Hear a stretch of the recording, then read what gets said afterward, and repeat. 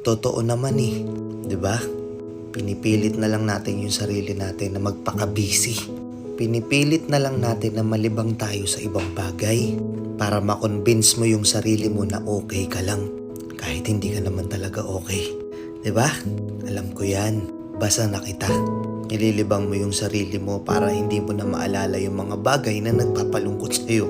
Kasi every time na mag-isa ka na lang, every time na wala ka nang ginagawa, naaalala mo yung mga bagay na ayaw mo nang maalala. Naiisip mo yung mga bagay na ayaw mo nang isipin. Kaya pinipilit mo na lang magpaka-busy. Huwag na tayong maglokohan dito. Alam ko hindi ka okay ngayon. Alam ko maraming bumabagabag sa'yo. Pero kahit anong mangyari, naniniwala ako na kung ano man yung bigat na dinadala mo, malalampasan mo yan. Parte lang yan ng buhay.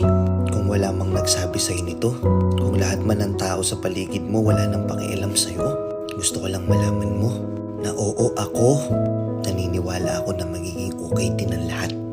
Kaya ikaw, umiti ka naman kahit konti. Huwag mong hayaang yung kalungkutan mo na yan sirain yung magandang ngiti mo. Deserve mong maging masaya. Naku ha?